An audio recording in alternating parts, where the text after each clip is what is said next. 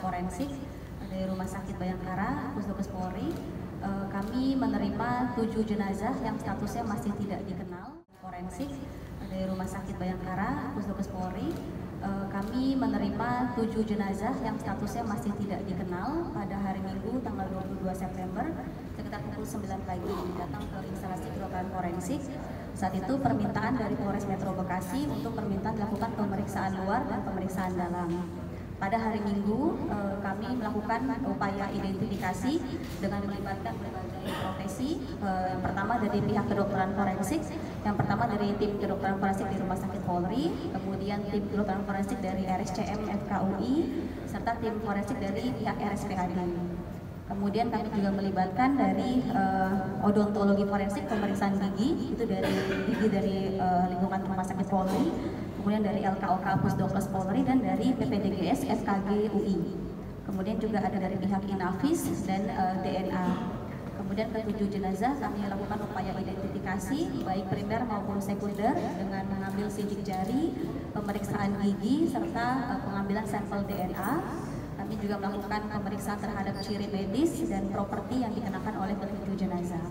Pada ke-7 jenazah alhamdulillah berhasil untuk diidentifikasi melalui proses rekonsiliasi dan akhirnya saat ini sudah dikembalikan ke pihak keluarga masing-masing.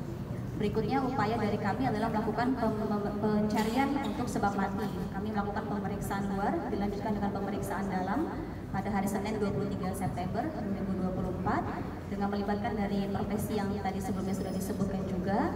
Dari hasil pemeriksaan luar, kami temukan ke-7 jenazah dalam kondisi sudah membusuk lanjut, kemudian juga dalam kondisi masih berpakaian lengkap dan ditemukan tanda-tanda terendam. Jadi ke-7-nya pakaiannya basah, kemudian juga tangannya keriput yang kami sebut washerwoman's hands atau terendam dalam air. Kemudian juga kami lakukan pemeriksaan dalam dan kami temukan adanya pasir dan lumpur ya di sebagian saluran pencernaan dan saluran pernafasannya. Kemudian kami juga ambil sampel untuk uji getah paru dan di sumsum tulang kami juga temukan adanya ganggang atau tumbuhan air. Kemudian kami juga ambil sampel untuk toksikologi yang nanti akan dijelaskan. Kami juga ambil sampel untuk pemeriksaan histopatologi juga. Kemudian pada ke-7 jenazah tidak ditemukan adanya luka-luka terbuka maupun patah tulang. Kemudian dari hasil kesimpulan kami selaku dari tim itu ke-7 jenazah meninggal dengan sesuai kondisi tenggelam. Mungkin dari saya banyak berikut. Baik, izin kami langsung saja menyampaikan hasil pemeriksaan barang bukti toksikologi forensik terhadap barang bukti organ tubuh pada kasus penemuan 7 jenazah di Kali Bekasi. Dasar pemeriksaan kami yaitu surat Kepala Kepolisian Resor Metro Bekasi Kota nomor B1294 dan seterusnya tanggal 23 September 2024 perihal mohon pemeriksaan toksikologi secara laboratoris terhadap organ dalam tubuh. Tim pemeriksa yaitu kami dari tim Subbid Toksikologi Lingkungan Bidang Kimia dan Biologi Forensik Puslapor Baris Krim Polri. Untuk waktu pelaksanaan kami melakukan pemeriksaan dimulai dari hari Selasa 23 September 2024 sampai dengan selesai, bertempat di Laboratorium Toksikologi Forensik Puslapor Baris Krim Polri. Barang bukti yang kami terima, kami menerima 7 amplop coklat yang dibungkus dalam box styrofoam, yang dimana setelah dibuka masing-masing amplop berisi 3 bagian organ tubuh masing-masing jenazah yang kami periksa masih dalam bentuk kode dari nomor 043 garing 9 Romawi garing 2024 garing ML dan seterusnya hingga 049 garing 9 Romawi garing 2024 garing ML. Masing-masing jenazah terdiri dari 3 organ tubuh. Yang pertama organ lambung, kemudian organ berisi hati, dan yang ketiga organ berisi usus. Jadi itu sama ke-7 jenazah keempat terdiri dari 3 organ. Dari hasil pemeriksaan yang telah kami lakukan, dari kami melakukan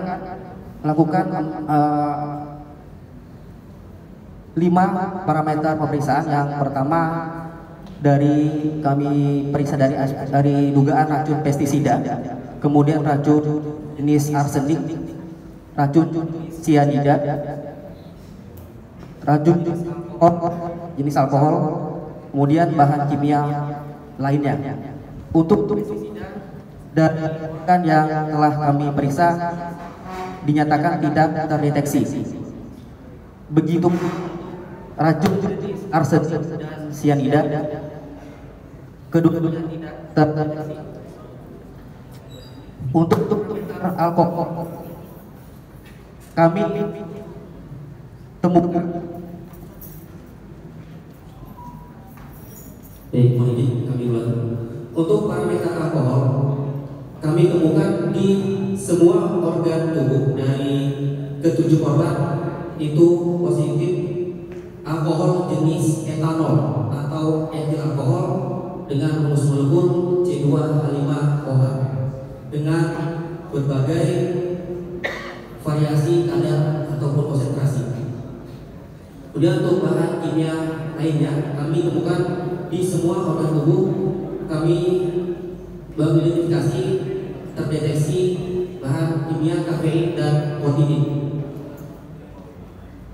Kami membuat resume hasil pemeriksaan. Kami meng-highlight yang tertinggi dan terendah.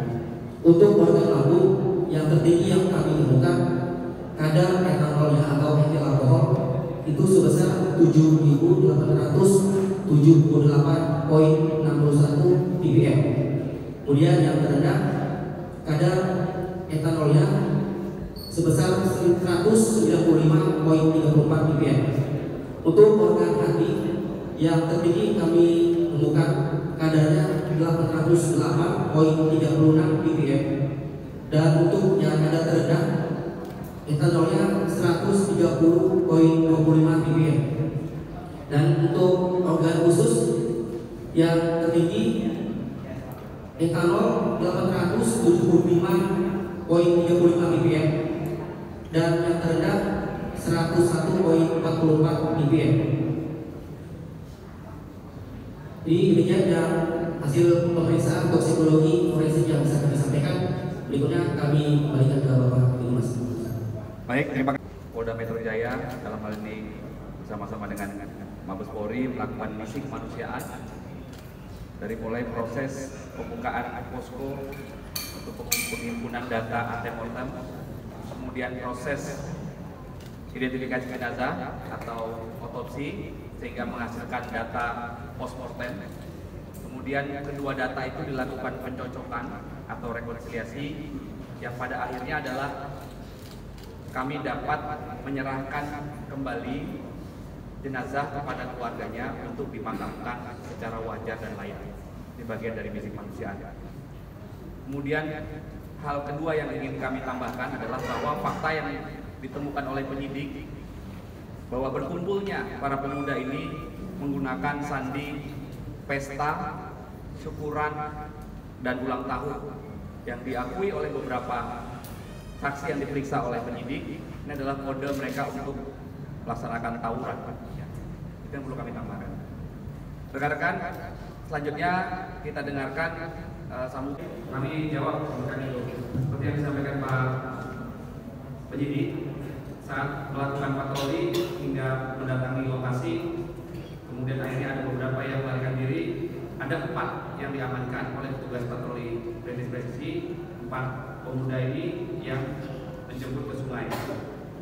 Ya, kemudian yang kedua, kami tegaskan bahwa hasil pemeriksaan dan pendalaman Bid Propam Polda Metro Jaya terhadap para petugas yang melaksanakan patroli, kemudian beberapa tersangka, kemudian beberapa orang yang ada di lokasi, hasilnya adalah tidak ditemukan adanya dugaan pelanggaran disiplin dan atau tidak ditemukan adanya pelanggaran kode etik yang dilakukan oleh petugas.